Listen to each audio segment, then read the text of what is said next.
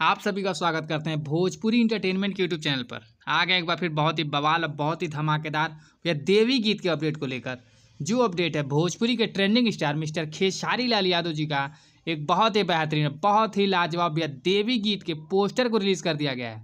जैसा कि आप सभी लोग स्क्रीन पर देख पा रहे होंगे, ये बवाल और धमाकेदार देवी गीत भैया खेसारी लाल यादव जी के official YouTube channel Khesari music world पर बहुत जल्द आप सबको देखने और सुनने को मिल जाएगा। जिस बेहतरीन और लाजवाब यह देवी गीत का नाम है पुजाई होखेला।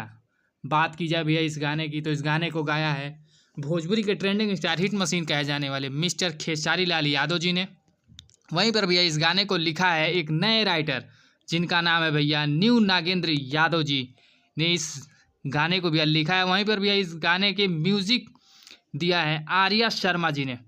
तो जब म्यूज़िक आर्या शर्मा जी का है तो भैया बवाल धमाल होने वाला है। मुझे लगता है कि ये गाना थोड़ा सा सैड जरूर होगा, जैसा कि पोस्टर भैया देख कर लग रहा है।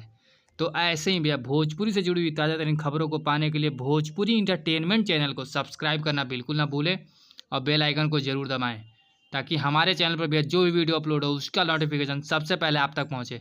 तो फिर मिलेंगे हम ऐसे ही बवाल और धमाकेदार अपडेट को लेकर। तब तक जय हिंद, जय भोजपुरी।